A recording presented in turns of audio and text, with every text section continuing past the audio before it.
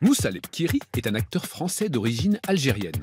Aujourd'hui, il nous parle d'une saucisse très populaire en France, la merguez. Écoutez bien. Je me souviendrai toujours du jour où mon père a apporté des saucisses à la maison. Nous habitions Paris depuis peu. C'était en 1961, juste avant l'indépendance de l'Algérie. Des saucisses. Imaginez un peu. Ni une, ni deux. Ma sœur, mon frère et moi, nous nous sommes écriés d'une même voix. Ça, nous, on mange pas. C'est du halouf, du cochon. C'est interdit par le Coran. C'est haram, du péché de musulmans. C'est que chez nous, on ne mange pas de haloufri, comme on dit pour désigner les saucisses.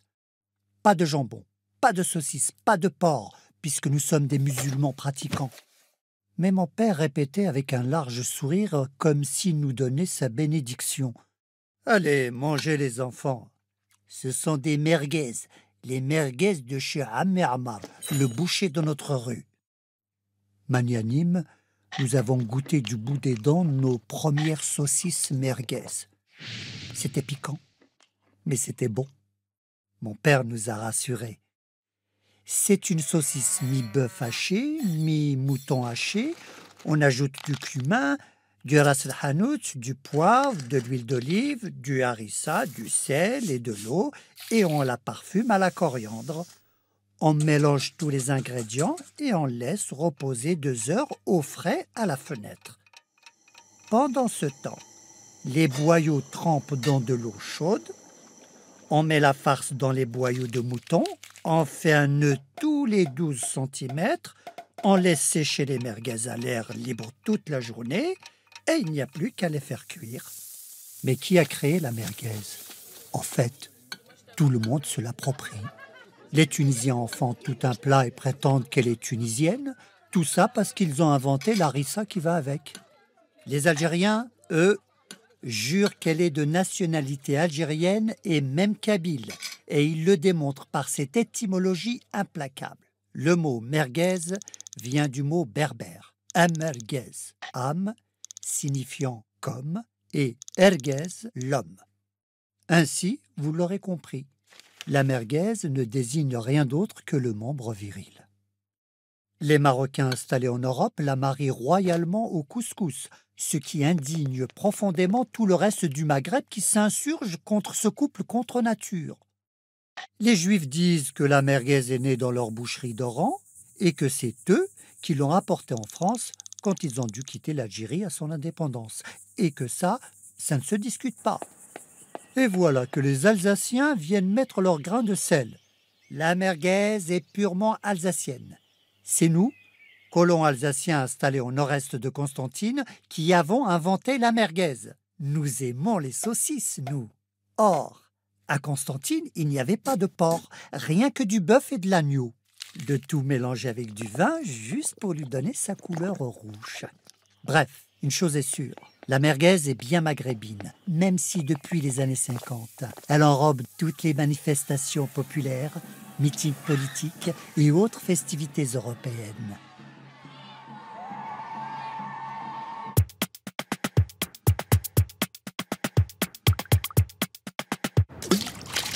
Plop, Plop, platsch, ploups, plums, plouf, Plouf, plouf, plouf. plouf. Vous êtes plutôt diesel ou essence?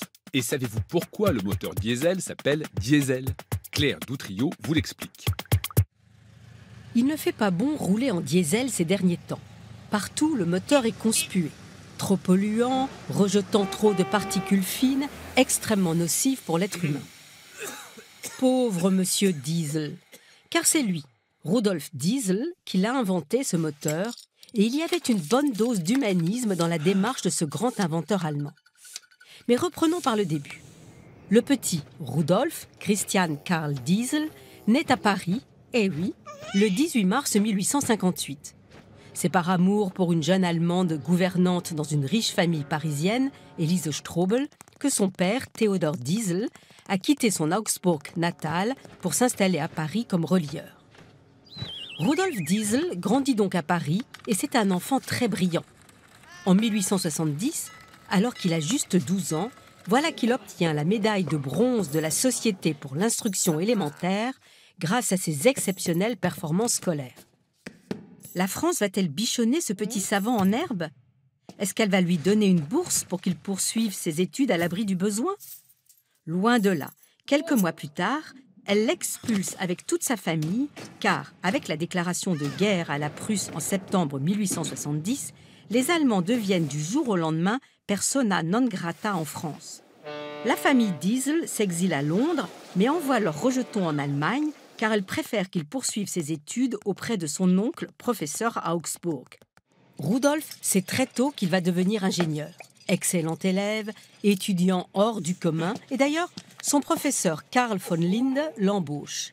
Ensemble, ils mettent au point des brevets de machines réfrigérantes. Puis, Carl von Linde lui propose la direction de son usine parisienne et quelques années plus tard, de celle de Berlin. Mais Rudolf Diesel a besoin d'indépendance. Il veut développer ses propres brevets. Et comme, en cette fin du 19e siècle, tous les regards se tournent vers la toute nouvelle industrie automobile, c'est dans ce domaine que l'inventeur passionné par les moteurs va faire ses preuves.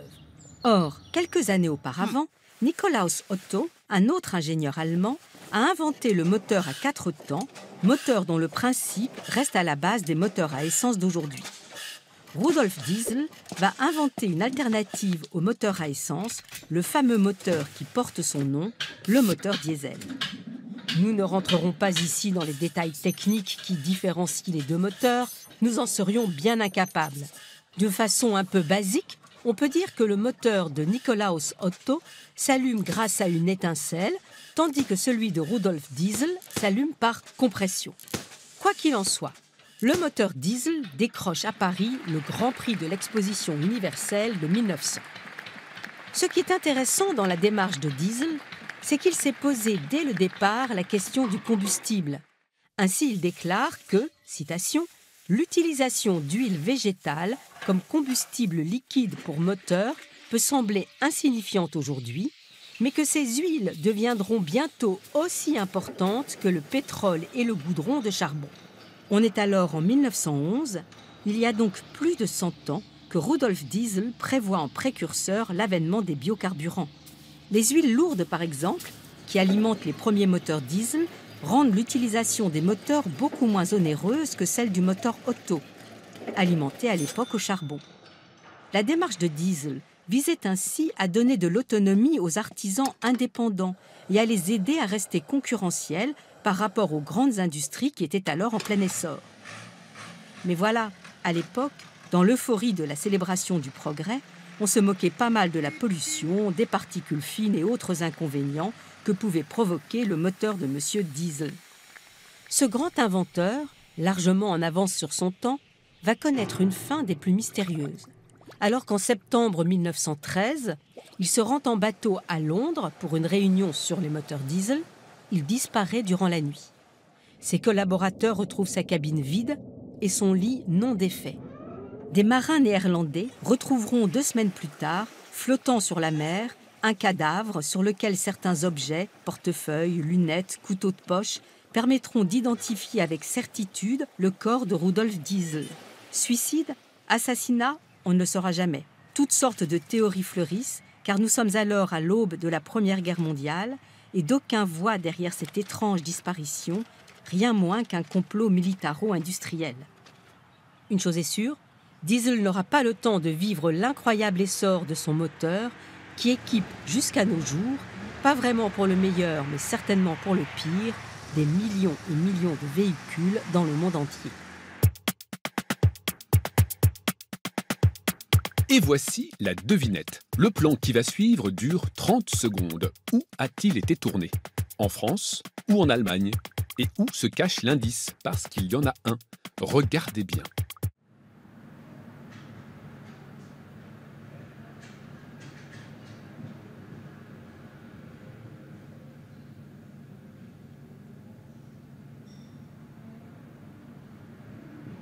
Où sommes-nous aujourd'hui? Soyez bien attentifs.